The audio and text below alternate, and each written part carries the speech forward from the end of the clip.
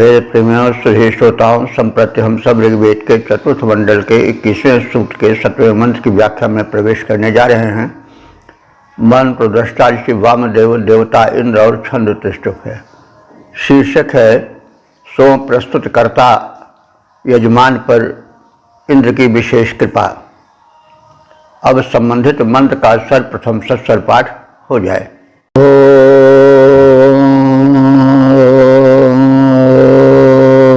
सत्राजदेम्भार्भरस्य वृष्णस्य शक्तिशुष्मस्त्वभते भराज गुहाजदेमौषिजस्य गोहे प्रजद्धिजे प्राजसे मदाज। इस 7वें मंत्र में ऋषि बता रहा है कि इंद्र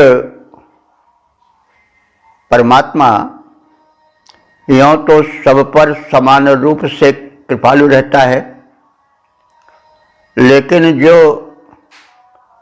उसे भक्ति और समर्पण के साथ उसका प्रिय पेय सोमरस प्रदान करता है, उस पर वह विशेष कृपा करता है और उसके शत्रु पराजित होते हैं। वो धन वैभव प्राप्त करता है और इस प्रकार से उसका जीवन सफल होता है। तो यह तथ्य है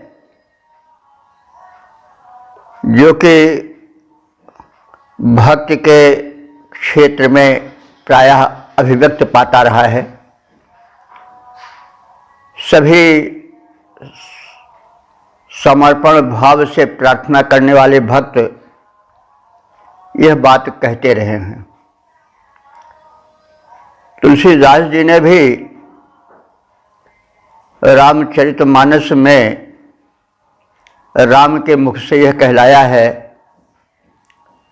कि सब मम प्रिय सब मम उपजाए और तिनमह मोह मनुज अति भाए। यों तो संसार के सारे प्राणी मेरे अपने उत्पन्न किए हुए मेरे पुत्रवत हैं, लेकिन किन्हीं कारणों से उसके प्राकृत पुण्य से जो संस्कारवश समर्पण भाव से भगवान की भक्ति करता है, वो भगवान को अधिक प्रिय हो जाता है, वह राम को अधिक प्रिय हो जाता है। तो ये तो नाम बदला है, वही इंद्र है, वही राम है, वही कृष्ण है, वही सब कुछ है। विविध धर्मावलंबियों के यहाँ जो सर्वपूज्य शक्ति है वही एक शक्ति है। इस बात को सदैव समझना चाहिए कि हमको परमात्मा में बंटवारा नहीं करना चाहिए। कोई भी धर्म हो, कोई हो संप्रदाय हो, कहने के ढंग में नाम में परिवर्तन हो सकता है, लेकिन सबका संकेत उसी एक सत्ता के ओर होता है, क्योंकि इस सृष्टि को बनाने वाले कई व्यक्ति नहीं हैं। हाँ, सहायक रूप में देव हो सकते हैं, लेकिन जो मुखिया है, जिसको ऋग्वेद में इंद्र कहा गया है, वह तो एक ही है। तो इसलिए व्यक्ति को चाहिए कि वह एक शक्तिमत्ता को, एक शक्ति को स्वीकार करे। नाम तो कुछ भी हो सकता है, उस नाम के चक्कर में न पड़ना चाहिए और उस शक्ति के प्रति समर्पित भाव से प्रार्थना करनी चाहिए। तो वह प्रार्थना विशेष रूप से सुनी जाती है। तो ही भाव वही है, तो सब मम प्रिय सब मम उपजाए तिनमह मोह मनुज अति भाए। और सुन मुनि तो ही कहूँ सहरोसा भजहि जे मोह तज सकल भरोसा। करो सदा तिनकी रखवारी जिम बालक ही राख महतारी। तो जो समर्पण भाव से मेरी भक्ति करते हैं, जो कुछ पत्रम पुष्पम फलम तोयम यो में भक्ता पेक्षति। प्रेम का महत्व है, सौम्यता का महत्व है, वही सौम्यता सोमरस है, वही भक्ति, वही समर्पण पूर्ण भक्ति सोम है। तो जो सौम्य भाव से, भक्ति भाव से, समर्पण भाव से मुझ इंद्र की या मुझ परमात्मा की भक्ति करता है, स्तुति करता है, वह मेरे लिए विशेष प्रिय होता है। वही बात वही सभी कहते हैं, तुलसीदास जी भी कह रहे हैं कि सुनि मुनि तो ही कहूँ सहरोसा, भजन जे तज मह सकल भरोसा, करहूँ सदा तिनकी रखवारी, जिम बाल कहीं राख महतारी। छोटे बच्चे को माता छाती से लगाए रहती है, कहीं सर्दी न लग जाए, कहीं उसे कोई परेशानी न हो जाए, इसलिए माता स्वयं कष्ट उठाकर अपने पुत्र का पालन करती है। तो जो स्नेह की गहराई है उसको दिखाने के लिए माता को दे दिया गया। छोटा सा शिशु मल मूत्र करता है, जो चारपाई है, बिस्तर है, वो भीग जाता है उससे। माता अपने उस भीगे हुए स्थल पर स्वयं लेट जाती है और पुत्र को उससे बाहर सूखे स्थान पर रखती है रात्रि में। तो यह सब जो है वो समर्पण भाव है, निस्वार्थ भाव है, प्रेम की एक उत्कट अभिव्यक्ति है। तो इस प्रकार की अभिव्यक्ति की जो गूढ़ता है, गहनता है, वो भगवान को बड़ी प्रिय है। यह आशय है। और भाव तो वही रहते हैं, लेकिन भावों को व्यक्त करने की शैली में परिवर्तन होता रहता है। उसको तह में जाकर समझने की आवश्यकता होती है। तो यही बात हमें वेदार्थ में भी रखनी चाहिए। वही बात ऋषि कह रहा है कि यत ईम, यानी जब, ईम माने इस इंद्र को, भारवरस से 17, भारवर कहते हैं भरण पोषण करने वाले यज्ञ कर्म में। भक्त भगवान को अथवा इंद्र को जब स्मरण करता है तो वे वहां आते हैं। और अब ये कहा जाए कि इंद्र ऐसे साक्षात प्रकट हो जाता है, कोई ऐसी बात नहीं है, लेकिन सूक्ष्म रूप से वह अवश्य आता है। आना कई प्रकार से अपने को ज्ञापित करता है। जैसे कोई किसी पर प्रसन्न हो गया तो भले वह उसके घर पर न आवे, प्रत्यक्ष रूप में ना उपस्थित हो, लेकिन किसी माध्यम से उसका हित पहुंचा दे। कोई बड़ा शासक प्रशासक है, राजा है, सम्राट है, वो किसी के पुण्य कृत्यों से प्रभावित हुआ तो भले वहां न पहुंचे, लेकिन उसकी कृपा, उसका अनुदान किसी न किसी रूप में वहां पर पहुंच जाता है। कुछ ऐसी ही बात हमें भगवान के प्रति रखनी चाहिए, विश्वास रखना चाहिए। अब जैसा हम कहते आए हैं कि भगवान का कोई नाम नहीं है, कोई रूप नहीं है, बस उसे जो कह दो उसी में वो प्रसन्न हो जाता है। उसको सखा मान लो तो भी प्रसन्न होगा, स्वामी मान लो तो भी प्रसन्न होगा, सेवक मान लो तो भी प्रसन्न होगा, शत्रु मान लो तो भी प्रसन्न होगा।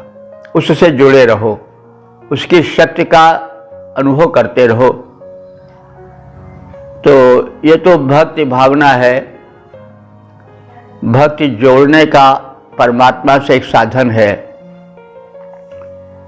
तो यही जो गूढ़ता है इसको वैदिक ऋषि भी प्रकट कर रहा है। और यह शैली बराबर सभी धर्मों में, सभी भक्त कवियों में चिंतकों में देखी जाती है। तो वही कह रहे हैं कि जब यज्ञ के भरण पोषण करने अर्थात यज्ञ को विधिवत संपन्न करने वाले भक्त यजमान इंद्र को आवाहित करते हैं तो वो इंद्र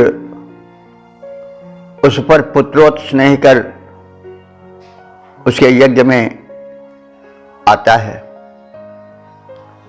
और धी माने बुद्धि होता है और उसे बुद्धि यानी सद्बुद्धि सन्मति प्रदान करने के लिए और ऐसे माने शत्रु पर आक्रमण करने की शक्ति के लिए शत्रु कई प्रकार से हो सकते हैं, जैसा हम कहते आए हैं कि केवल वही नहीं जिससे हमसे रंजिश चल रही वो शत्रु है, बल्कि शत्रु हमारे भीतर भी है, काम क्रोध लोभ मद मोह आदि, जो कि हमको सोते जागते सताते रहते हैं, स्वप्न में भी आते रहते हैं। तो सबसे बड़े शत्रु यही हैं। तो कहने का मतलब वे जो कि हमको कष्ट पहुंचाते हुए हमारे शत्रु हैं, रोग व्याधि भी हमारे शत्रु है क्योंकि हमको कष्ट पहुंचाती है। तो जो हमें कष्ट पहुंचावे अनायास वो हमारा शत्रु हो जाता है। शत्रु की सीमा व्यापक है, तो हमें अर्थ करते समय शत्रु को केवल व्यक्ति विशेष या वर्ग विशेष से ही नहीं वरन व्यापक अर्थ में लेना चाहिए। तो वह इंद्र जो है सत्कृत होकर के मनुष्य को भक्त को सन्मति प्रदान करता है, क्योंकि बुद्धि सबसे बड़ी चीज है। यदि बुद्धि बिगड़ गई, मति जो है वो कुमति बन गई, तो विपत्ति आने में विलंब नहीं। तो इसलिए सबसे पहले वो सन्मति देता है और अपने बाधक शत्रुओं पर आक्रमण करने के लिए वो शक्ति देता है। तो किसे जो कि विषणा से शक्ति उस इंद्र को बलवर्धक सोम से सींचता है। तो सोम से सींचने का मतलब क्या हुआ कि उसे सौम्य भाव से भक्ति भाव से परिपूरित कर देता है और अपनी प्रबल भक्ति भाव में उस आराध्य को आराधक जो है वह परिपूर्ति कर देता है।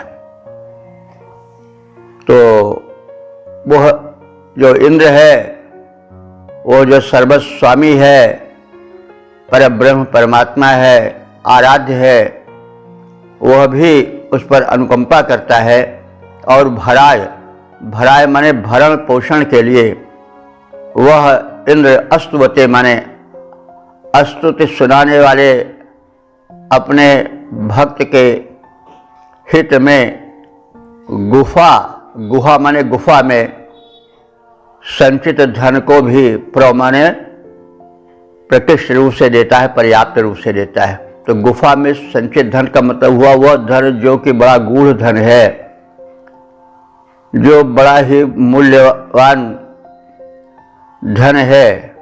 गुफा में रखने का मतलब हुआ कि वह गुप्त है, लेकिन उसे भी वह भक्त के हित में प्रदान करता है।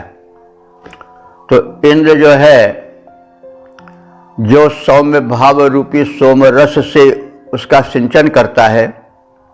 तो सोम रस तो एक पेय है जानते हैं, लेकिन अब इस सोम रस से मतलब केवल वही सोमलता वाला रस नहीं तो फिर सारी भक्ति भावना ही रुक जाएगी, क्योंकि फिर वही बात हो जाएगी कि काहे को 9 मन तेल इकट्ठा होगा और काहे को राधा नाचेगी। तो भाई अब इसलिए हमें सोम से मतलब सौम्य भाव से भी अर्थ लेना चाहिए। भाव सबसे प्रबल होता है, तो भाव के वशीभूत हो करके ही जो आराध्य है वो आराधक पर कृपा करता है। अब इस बात को तमाम स्थान पर कहा गया है कि दुर्योधन घर मेवा त्यागे साग विदुर घर खाए। कृष्ण ने उस दुर्योधन के निमंत्रण को अस्वीकार कर दिया, जो कहता था आइए हमारे यहाँ वो पकवान आपको मिलेंगे जो कहीं आप जल्दी से देखे नहीं होंगे। तो उसकी यह अहम भरी उक्ति अच्छी नहीं लगी कृष्ण को। उन्होंने कहा कि हम तुम्हारे यहाँ भोजन करने नहीं आए हैं, हम एक संदेश लेकर आए हैं, हम एक भाव लेकर आए हैं। तुम उस भाव का निरादर कर रहे हो तो हमें तुम्हारा यह तरह तरह का भोग भरा व्यंजन पसंद नहीं है। और फिर जाकर के वो विदुर के घर शाक खाए। तो कहने का मतलब है कि समर्पण भाव इंद्र को विशेष प्रिय है। कोई सोमलता कहाँ से लावेगा, हम लोग सोमलता को भी देख नहीं सके हैं, कहाँ है कैसी है। तो अब ऋषि तो त्रिकालदर्शी है, वो कैसे सोम को लावे, कोई 9 मन तेल जुटावे कोई, तब राधा नाचे वाली कैसी बात होगी। तो यहाँ पर हमें सौम्य भाव से, समर्पण भाव से, आराध्य के प्रति समर्पित होने के अर्थ से जोड़कर रखना चाहिए। तो उसी संदर्भ में कहा जा रहा है, इस प्रकार से सोमपान इंद्र के लिए प्रस्तुत करने वाले स्तुति माने स्तोता के लिए, स्तुतिकर्ता के लिए, आराधक के लिए वह इंद्रदेव गुहा संचितम धनम, गुफा माने बहुत छिपा कर रखे हुए बहुमूल्य धन को भी देता है और वह भक्त को भी प्रसन्न कर देता है। बहरहाल भक्ति भाव होना चाहिए। तो यहाँ भक्ति भाव का विशेष महत्व है। तो जब किसी भरण पोषण करने वाले उस यजमान के, लोकोपकारी यजमान के यज्ञ में वह इंद्र आता है और उसके द्वारा प्रस्तुत सोमरस का सुखद पान करता है, तो इंद्र उस पर प्रसन्न होता है और शत्रुबाधा से उसे मुक्त करता है। आनंद प्राप्ति के लिए बलवर्धक सोम का जहाँ सिंचन होता है, यानी जहाँ पर्याप्त मात्रा में भक्ति भाव भरा कोई भी नैवेद्य प्रस्तुत किया जाता है, तब वो इंद्र, वह परमात्मा अत्यधिक प्रसन्न हो जाता है और उस आराधक के, यजमान के मनोरथों के सिद्ध के लिए इंद्र गुप्त से गुप्त धन को भी उसे प्रदान कर देता है। तो भक्तिभाव और उस परमात्मा की उदारता का इसमें विशेष कथन है। पद्य रूपांतरण है, जब दानी यज्ञ के यज्ञों में सोम निचोड़ा जाता है, जब उसी के पुत्र ऋषियों के घर में रस सोम जुटाया जाता है, तब शत्रु नाश, मति प्राप्ति और सुख भक्त सदा पाता जाए। धन गुप्त बताता इंद्र, ताकि साधक सुख पाकर हर्षाए। ओम वेद प्रेमियों, सुधीर श्रोताओं, संप्रति हम सब ऋग्वेद के चतुर्थ मंडल के 21वें सूक्त के 8वें मंत्र की व्याख्या में प्रवेश करने जा रहे हैं। मंत्र दृष्टा श्री वामदेव देवता इंद्र और छंद त्रिष्टुप है। शीर्षक है वृष्टि माध्यम से लोक कल्याणकर्ता इंद्र। अब संबंधित मंत्र का सर्वप्रथम सस्वर पाठ हो जाए।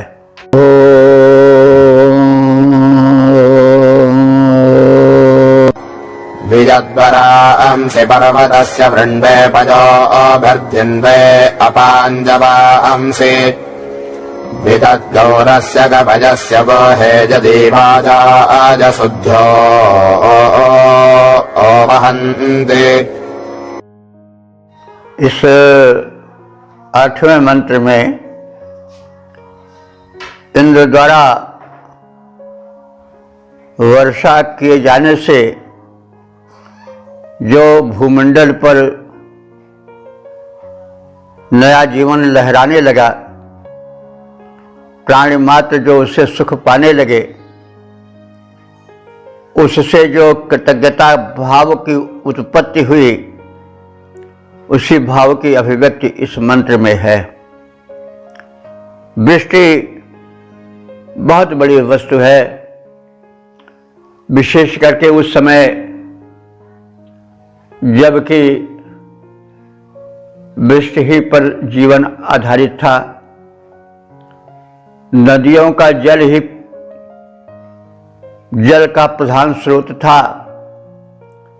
आज की भांति किन्हीं कारणों से कोई ऐसी व्यवस्था संस्था नहीं थी म्यूनिसिपैलिटी की तरह जो कि घर घर नल पहुंचावे। कूप भी उतनी आसानी से नहीं खोदे जाते थे। मनुष्य की बस्ती भी बहुत अधिक नहीं थी। लोग नदियों के किनारे रहते थे और नदियों में जब जल भर जाता था तो उसके किनारे खेती भी होती थी, सिंचन भी होता था और प्यास भी बुझती थी, स्नान आदि भी कर्म होते थे और सरिताओं के माध्यम से व्यापार भी धीरे धीरे बढ़ा, क्योंकि भार लाद करके मनुष्य जाने में समर्थ नहीं था। सरिताओं में नौका चला करके दूर दूर तक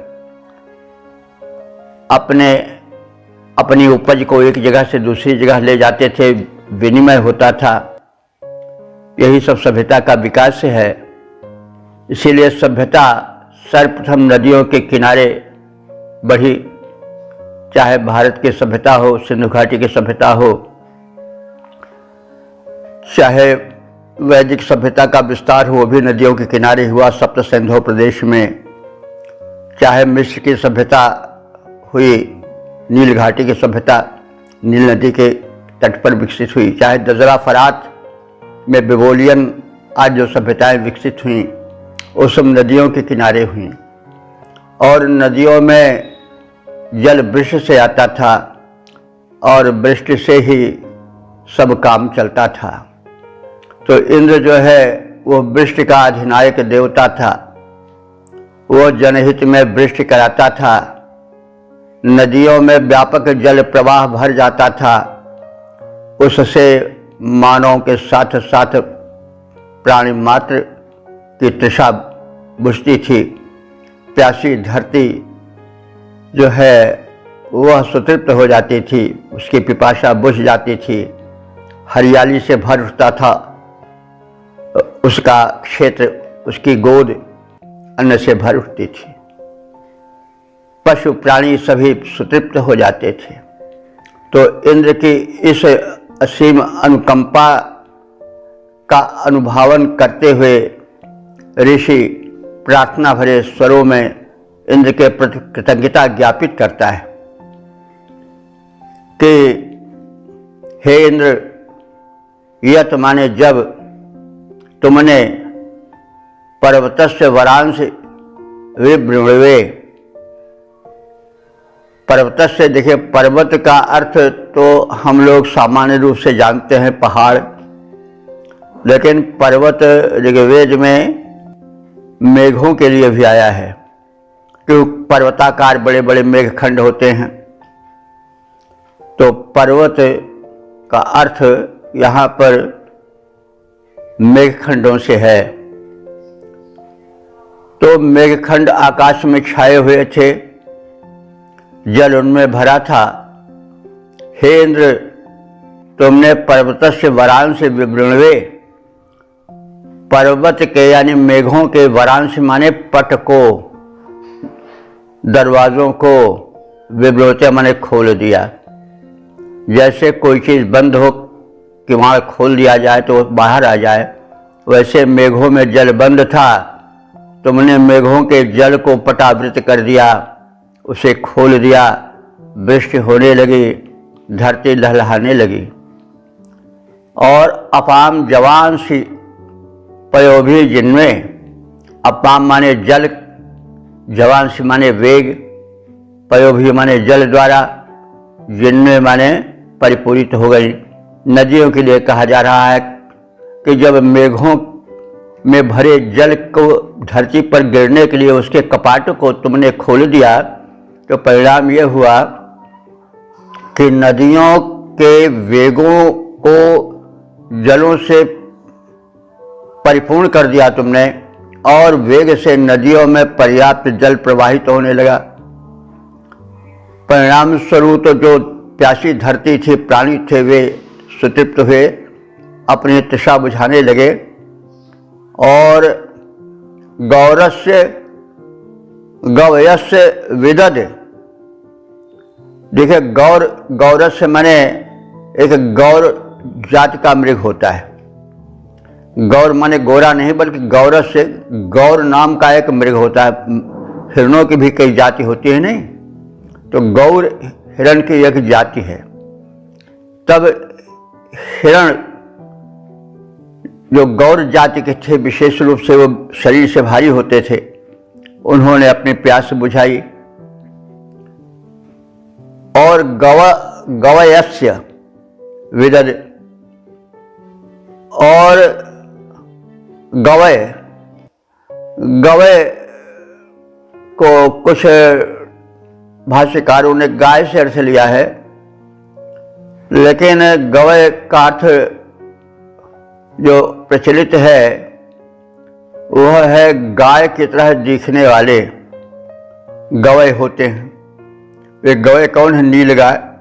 नीलगाय देखने में गाय ऐसी ही लगती है, तो जंगली गाय कह सकते हैं, लेकिन गवय तो नहीं लोग पालते हैं, क्योंकि वो कुछ बहुत ज़्यादा जंगली होते हैं। तो गवय, कुछ लोगों ने गवय का अर्थ गायों का समूह किया है, लेकिन कोश में देखने पर प्रतीत हुआ, और जहाँ तक हम लोग संस्कृत में गवय शब्द का प्रयोग देखे हैं, तो उसका अर्थ है कि गो के सदृश प्राणी, उन्हें आजकल नील गाय कहा जाता है। उसको भी गाय शब्द लगा हुआ है, नील गाय। तो गवय माने जो गाय के सदृश आकार प्रकार वाला हो, वह अर्थात नील गाय। तब नील गायों ने भी विदद यह तथ्य जान लिया, उनके समूह आए और जल भरी नदियों में अपने तृषा बुझाने लगे। तो गौर जाति के मृग और गो से मिलते जुलते नील गाय के झुंड आ गए, और तुम्हारे इस लोकोपकारी वृष्टि की सूचना पाकर के वे जल से लबालब भरी हुई नदियों के प्रवाह के निकट पहुंच करके जलपान करके अपनी तृषा बुझाने लगे। ये तुम्हारी लोकोपकारी दृष्टि है। तो शुद्ध माने बुद्धिमान, ऋत्विज, यज्ञ संपादक,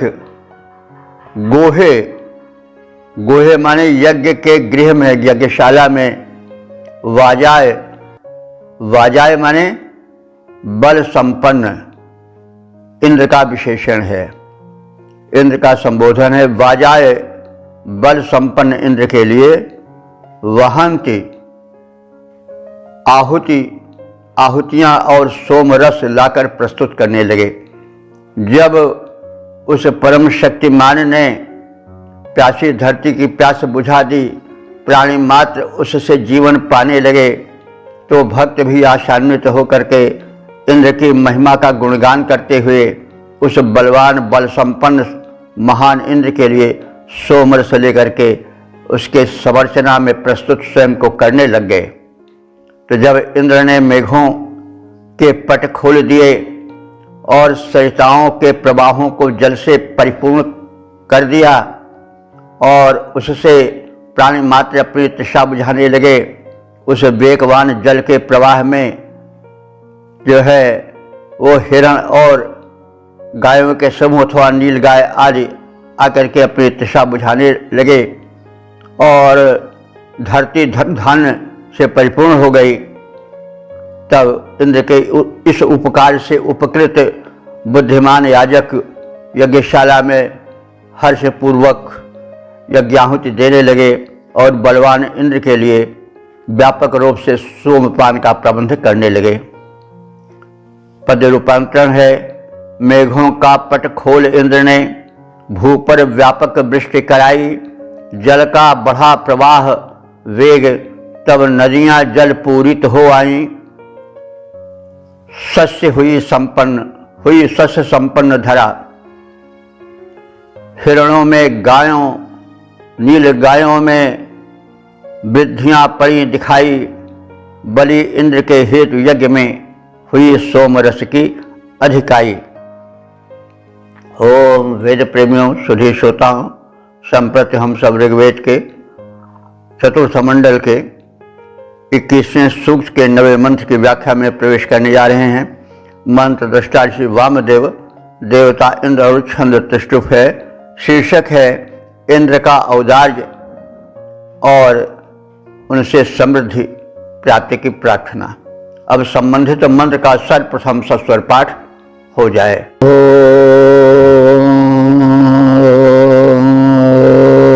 भद्राते हस्ता सुकृतोदपाणि प्रयन्तारा अश्वपते राध इन्द्र काते निषत्तिः किमनो ममत्सि किन्नो दुदहर्षसे दातबाओ।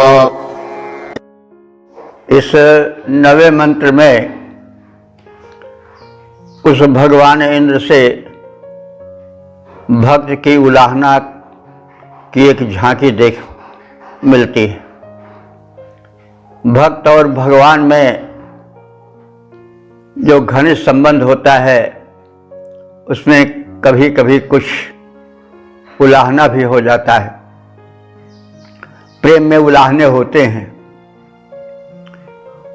और वो प्रेम में नैकट्य का भी सूचक होता है।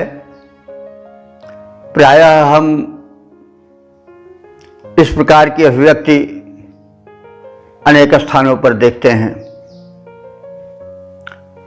जब भक्त भगवान की कृपा का इच्छित लाभ नहीं पाता तो उसके हृदय में कुछ भाव उमड़ते हैं। वे भाव उलाहना के होते हैं। जैसे आज भी है कि हम देवता से कहते हैं कि कहाँ गया तुम्हारा वो बल, कहाँ गई तुम्हारी वो शक्ति जो आज हम पर अनुकूल नहीं हो रही है, हमारे कष्टों को नहीं मिटा रही है। उस समय प्रेमी भक्त का हृदय कुछ उद्विग्न सा हो जाता है और उसका प्रेम प्रवाह उलाहना बनकर फूट पड़ता है। जैसे है तमाम स्थान पर हुआ है। देवी भक्त माता देवी को ही सर्वस्व मानकर उनसे उलाहना कर बैठता है कि मुझसे गलती हो रही है तो ठीक है, आप क्यों हमसे रूठ रही हैं, क्योंकि कुपुत्रो जायते क्वचिदपि कुमाता न भवति। कुपुत्र तो बहुत पैदा होते हैं लेकिन माता को माता नहीं होती। पुत्र कुपुत्र भले ही बने पर माता न होती कुमाता कभी। तो मैं गलती करूं, मुझसे त्रुटि हो जाए तो वो मैं मानव हूं, मानव जन दुर्बलता से ग्रस्त हूं, लेकिन आप तो हम बहुत ऊंचे हैं ना। तो कुपुत्रो जायते क्वचिदपि कुमाता न भवति। पुत्र कुपुत्र भले ही बने पर माता न होती कुमाता कभी। तो इसी प्रकार से और भी है कि बान सिरान के सिंह बुढ़ान के ध्यान धरे शिव को जपती हो, कि कहूँ सेवक कष्ट परे तुम अष्टभुजा बल को करती हो, कि कहूँ दानव युद्ध मचो लय खप्पर शोणित को भरती हो, और मोहि पुकारत देर भई जगदम्ब विलंब कहाँ करती हो। तो ये उलाहना है क्यों देर हो रही। तो ये तो है यहाँ तक कि परम भागवत राम की भक्ति भाव से दास्य भाव से उपासना करने वाले तुलसीदास के हृदय में कभी विद्रोह सा हो जाता है। वो कहते हैं कि तुम्हारा स्वरूप मैंने जो सुना था कि तुम तत्काल आते हो, संकट मिटाते हो, लेकिन मैं वो नहीं देख रहा हूं। अब तुम्हारा उपहास हो रहा है कि तुम्हारा दास तुलसीदास भटक रहा है, भ्रमित है, कष्ट पा रहा है और तुम नहीं उसको मिटा पा रहे हो। लोग हंसी उड़ा रहे हैं तुम्हारी कि ये सब झूठ मूठ है, कुछ नहीं है, कोई नहीं है, तुलसी तो बावला है, वो बेकार की भक्त करता है। तो अब वे रूठ करके मतलब कुछ कह रहे हैं कि अब तो मुझसे, अब तुलसी पूतरो बांधी है, सह न जात मोते परिहासयते। तुम्हारी ये जो हंसी हो रही है तुम्हारी विमुखता के कारण, और तुम्हारी यह निंदा मुझसे सही नहीं जा रही है। अब मैं तुम्हारा पुतला बांधूंगा। जो सोम होता था उसके पुतले बांधे जाते थे और कहा जाता देखो भाई इसे देख लो, यह है। तो मैं अब तुम्हारा पुतला बनाऊंगा और कहूंगा कि देखो ये बड़े भारी दानी हैं, या उधर दानी हैं, या राम हैं, और मैं इनका भक्त हूँ और मैं आज इस तरह से विपदग्रस्त हूँ। तो अब मैं हे राम तुम्हारा पुतला बनाऊंगा और दिखाऊंगा कि देख लो यही राम है, बड़े भारी उदार अपने को गिनते थे, आज मेरे लिए इतने निष्ठुर बने हुए हैं। तो इससे बत भक्ति भाव पर कोई आँच नहीं आती है। वो भक्ति की उठती हुई मनस्थितियों में से एक मनस्थिति है, क्योंकि मनुष्य हों जड़ जीव ईश्वर रघुराया, तुम मायापति हों बस माया, हमसे गलती हो जाती है, हम तो जड़ जीव हैं लेकिन आप तो उससे आगे हो। तो भावना वही है, अलग अलग भाव होते हैं, अलग अलग अभिव्यक्ति के ढंग होते हैं। तो इसमें भी वही उल्लाहना है दिखाई जा रही, जो हम इसी अभिप्राय में अर्थ जाने। हे इंद्र तुम बड़े उदार हो, ते हस्ता भद्रा, तुम्हारे हाथ जो है भद्र माने कल्याण करने वाले हैं, उत माने और, पाणी सुकृता, तुम्हारे पाणी माने दोनों हाथ सुकृत करने वाले हैं, उत्तम कर्म करने वाले हैं, दान आदि देने वाले हैं। और अस्तुते राधा प्रयंतारा, तुम जो अस्तुते माने अस्तुति करता भक्त हैं उनको राधा, राधा माने धन ऐश्वर्य, उनको तुम धन ऐश्वर्य प्रियंतासा प्रदान करने वाले हो, यानी तुम बड़े उदार हो।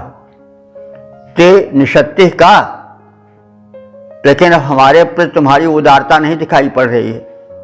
ते निषत्ति हमारे तुम्हारा निवास स्थान भला कहाँ है जो तुम हमारी विपत्ति को नहीं देख पा रहे हो, कहाँ बहुत दूर हो क्या।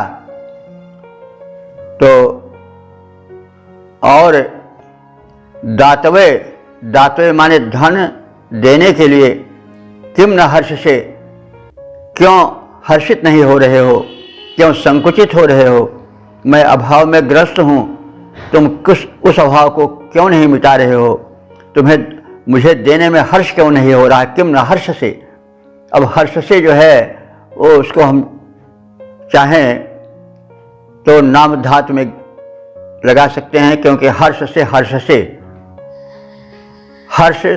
युक्त होना, हर्ष संज्ञा है लेकिन उससे हर्ष से बन गया, यानी हर्ष की क्रिया से युक्त होना, हर्षित होना। तो यह सब होते हुए तुम बड़े दानी हो, तुम्हारे हाथ बड़े ऊंचे हैं, प्रदान करने वाले हैं, विशाल हैं, दयालु दीन बंधु के बड़े विशाल हाथ हैं, यह हम सुनते आ रहे हैं। लेकिन तुम्हारा हाथ आज क्यों संकुचित होता जा रहा है, क्यों मुझे प्रदान नहीं कर रहा है, और मुझे दे करके किम न हर्ष से, तुम्हें हर्ष क्यों नहीं उत्पन्न हो रहा है। तो तेरे हाथ कल्याण करने वाले हैं। हे इंद्र तुम्हारे हाथ बड़े विशाल हैं, बड़े लंबे हैं, वे व्यापक रूप से प्रदान करने वाले हैं, कल्याण करने वाले हैं और पुण्य प्रदान करने वाले हैं। तुम्हारे वे लंबे हाथ अस्तोता को धन प्रदान करने वाले हैं, लेकिन मेरे हित में ऐसा क्यों नहीं हो रहा है। तुम कहाँ रह रहे हो, तुम्हारा निवास स्थान कहाँ है जो कि हम तक नहीं पहुँच पा रहे हो। तो तुम हमें आनंदित क्यों नहीं कर रहे हो, धन देते हैं तो प्रसन्न क्यों नहीं हो रहे हो, यह तुम्हारी उदारता क्यों हमारे लिए सक्रिय नहीं हो रही है, आदि आदि।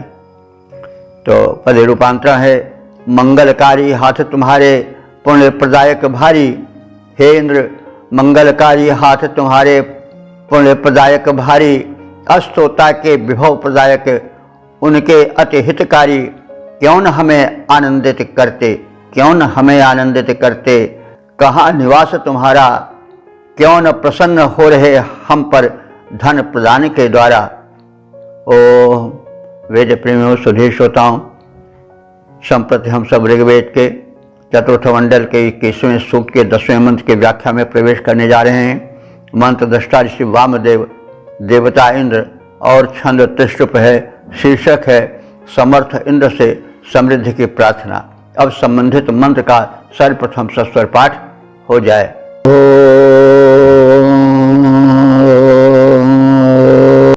एवावस्व इन्द्रः सत्यः सम्राड्ढन्ता आवृत्रम् वरिवः पौरवेगः पुरुष्टदक्रत्वा नश्यग्धिराजो भक्षेयते वसो दैव्यस्य।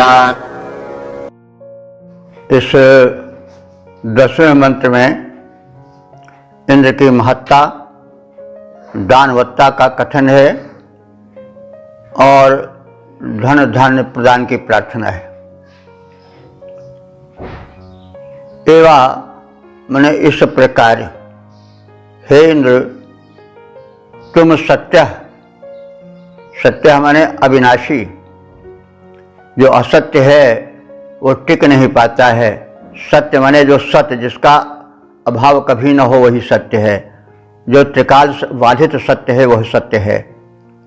तो तुम सत्य हो, यानी तुम सदैव रहने वाले हो, तुम्हारी सत्ता त्रिकाल बाधित है और तुम वस्व सम्राट, वस्व कहते हैं समृद्धि, वैभव, और उसका बहुवचन है वस्व, वैभवों के, समृद्धियों के सम्राट हो। राजा नहीं बल्कि राजाओं के राजा हो, यानी तुमसे अधिक बड़ा कोई देने वाला नहीं है, धन का धारण करने वाला नहीं है। कि तुम सत्य स्वरूप हो, अविनाशी हो और व्यापक धन धान्य के सम्राट हो।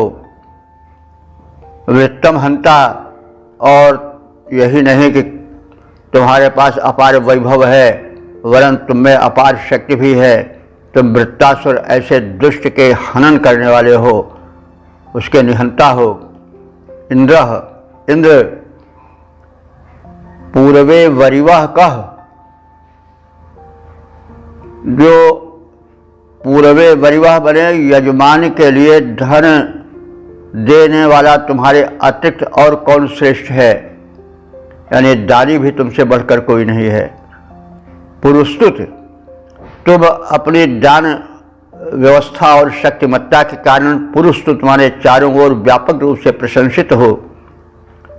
और इस समर्थ आपसे हम प्रार्थना करते हैं कि हम यज्ञ करने वाले हैं और यज्ञ द्वारा तुम्हारी उपासना कर रहे हैं। तुम्हें अपने पास जो कुछ है, पत्र पुष्प फल, वो आहुति रूप में प्रदान कर रहे हैं। तो हमारे इस प्रदान को ध्यान में रख करके नह राया, नह माने हम सब आराधकों को, राया माने समृद्धियाँ, धन आदि प्रदान करो। शक्ति, हमको शक्ति कहते हैं समर्थ करना, और इस प्रकार से हमको समर्थ बनाओ। ते दैव्य से अवयवा अवसह भक्षिए, ते दैव्य से अवसह भक्षिए, तुम्हारे दिव्य संरक्षण का उपभोग हम सब कर सकें। दैव्य माने होता है दिव्य, अवसह माने संरक्षण साधन, भक्ष्य माने उपभोग करना। तो तुमने जो हमें संरक्षण साधन दिया है उसका हम विधिवत उपभोग कर सकें, इसलिए हमें पर्याप्त मात्रा में दो और हमें उपभोग करने का सामर्थ्य भी दो। इस प्रकार स्तुतियों से प्रशंसित होकर सत्यनिष्ठ, धनों के सम्राट, वृत्त निहंता इंद्र यजमान को धन प्रदान करने वाले हैं। वे बहु प्रशंसित हैं। तो ऐसे है बहु प्रशंसित, बहु पूज्य, पूजनीय इंद्रदेव, हम मनुष्यों की प्रार्थना है कि तुम हमारे शुभ कर्म यज्ञ से प्रसन्न हो जाओ और हमें प्रचुर मात्रा में धन धान्य प्रदान करो। हमें समर्थ बनाओ, सक्षम बनाओ, समृद्ध बनाओ जिससे हम तुम्हारे दिव्य ऐश्वर्य और संरक्षण का उपभोग कर सकें और तुम्हारे महिमा का गुणगान करते हुए जीवन को धन्य बना सकें। पद रूपांतरण है, इस प्रकार से हुए प्रशंसित सत्य धनाधिप इंद्र महान, इस प्रकार से हुए प्रशंसित सत्य धनाधिप इंद्र महान वृत्त निहंता, वे करते निज भक्तों को धन धान्य प्रदान, सुनकर हम सबकी स्तुतियाँ हो प्रसन्न। हे देव प्रधान, हमें समर्थ बनाओ, देकर संरक्षण उत्तम अनुदान। ओम वेद प्रेमियों सभी श्रोताओं, संप्रति हम सब ऋग्वेद के चतुर्थ मंडल के 21वें सूक्त के 11वें मंत्र की व्याख्या में प्रवेश करने जा रहे हैं। मंत्र दृष्टा ऋषि वामदेव देवता इंद्र छंद तष्टुप है। शीर्षक है, उपासक इंद्र के गुण गाएं और इंद्र उन्हें समृद्ध बनाएं। अब संबंधित मंत्र का सर्वप्रथम सस्वर पाठ हो जाए।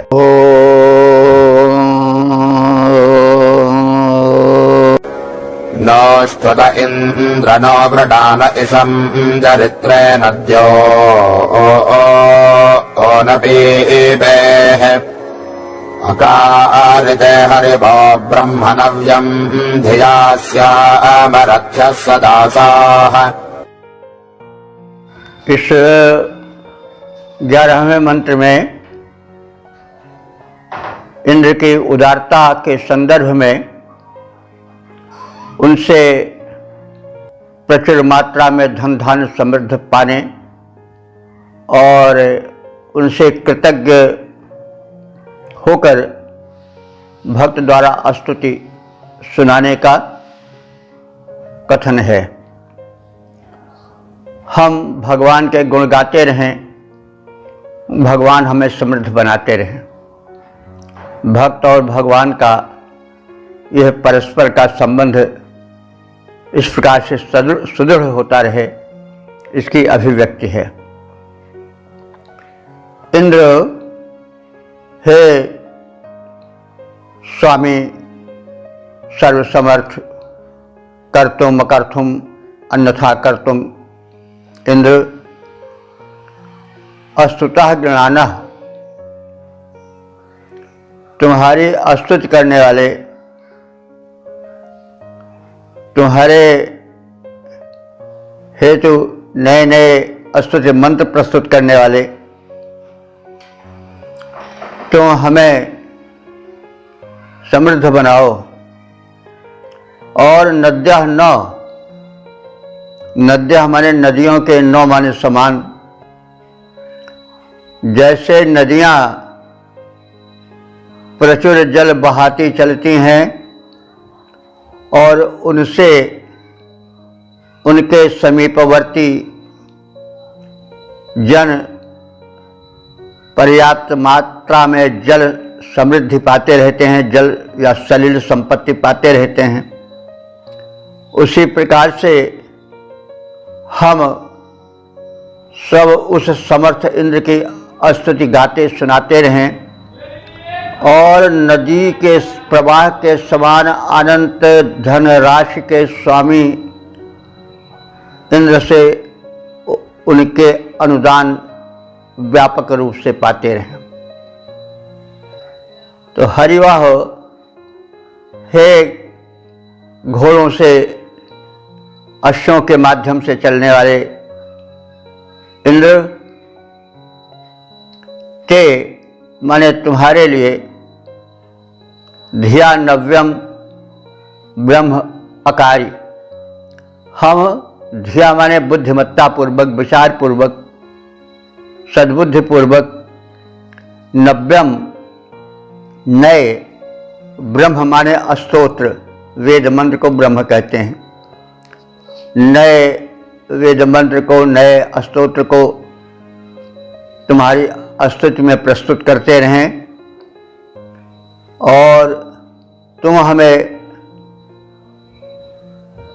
रथ्याह, रथ वाहन से समृद्ध करो। सदासाह माने दासों से, यानी सेवक सेवकों से, परिचरों से, नौकर चाकरों से समृद्ध करो।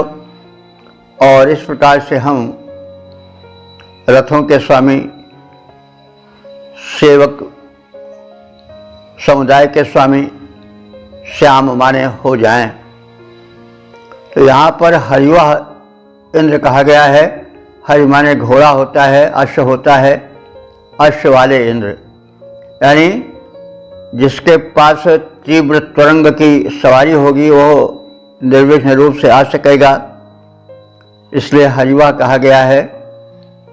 तो उस समय का सबसे जो सुलभ और गमनागमन का समृद्ध साधन था वो अश्व था। और एक बात और ध्यान देने योग्य है कि वैदिक इंद्र हाथी पर नहीं चलता है, वो घोड़े पर ही चलता है। पौराणिक इंद्र जो है वो घोड़े पर नहीं चलता है, हाथी पर चलता है। वैदिक इंद्र एक योद्धा है, परम योद्धा है, युद्धों में प्रायः वो संलग्न रहता है। और जो पौराणिक इंद्र है वो युद्धों से अपनी जान बचाता हुआ हाथी के सवारी पर चलता है। तो हाथी के सवारी में कोई सैनिक तत्व की आवश्यकता नहीं होती, पीलवान हाथी ले चलता है और एक हौदे पर बड़े प्रेम से सवार झूमता हुआ चला जाता है। लेकिन घोड़े की सवारी में तो व्यक्ति को तन करके अश्व को संभालते हुए अपने शरीर को बिल्कुल चुस्त दुरुस्त रखते हुए चलना पड़ता है। जो आक्रामक सैनिक होते हैं या जो आक्रामक योद्धा होते हैं वो अश्वों पर चलते हैं, हाथियों पर नहीं। तो यह इंद्र का जो स्वरूप है, वैदिक स्वरूप है, उसका दिग्दर्शन कराने वाला है। वो पौराणिक विलासी इंद्र की भांति हाथी की सवारी नहीं करता है, वह सैनिकों की, सम्राटों की, योद्धाओं की सवारी अश्व को पसंद करता है। इसलिए इंद्र को हरिवाह इंद्र कहा गया है। तो जैसा अभी कहा गया कि ऐसे समर्थ इंद्र हमें धन धान्य, नौकरों चाकरों, वाहनों से समृद्ध बनाएं और हम उनके लिए नव्य नए नए स्तोत्र बनावें और उनकी स्तुति में प्रस्तुत करते रहें। तो हे इंद्र, हम तुम्हारी स्तुति और प्रशंसा करते रहें और तुम हमें धन धान्य से परिपूरित करते रहो।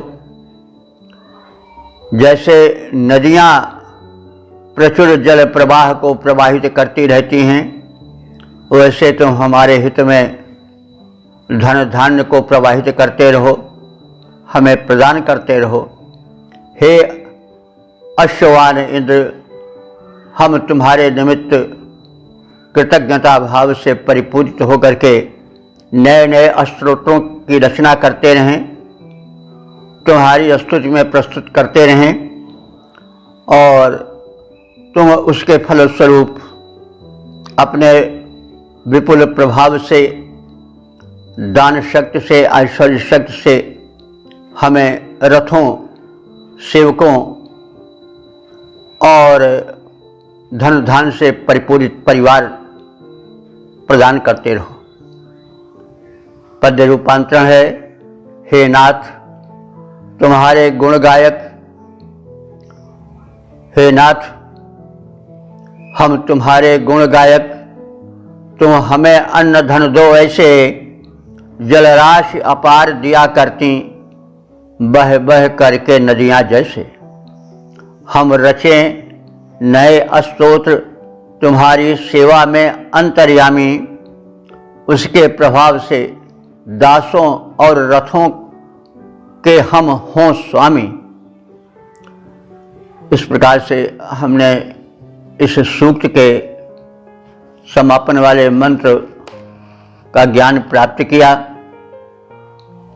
भक्ति और भगवान के संबंध में कैसी प्रगाढ़ता होनी चाहिए, क्या स्वरूप होना चाहिए, इसका ज्ञान प्राप्त किया। हम नित्य उस समर्थ की स्तुति करें, उसकी भक्ति करें, वो हमें अपनी कृपा की छाया में संपूर्णतया समृद्ध बनाता रहे। इस प्रकार से इस भाव को भरे हुए मंत्र के संक्षिप्त अर्थ जान लेने के पश्चात अब हम इस सूक्त का संक्षिप्त सार क्या है उसे जानें और यह जान लें कि अब तक हम कितने मंत्रों की व्याख्या कर चुके हैं और सुन चुके हैं। तो यह जो है वो ऋग्वेद के चतुर्थ मंडल का 21वां सूक्त है। इसमें 11 मंत्र हैं।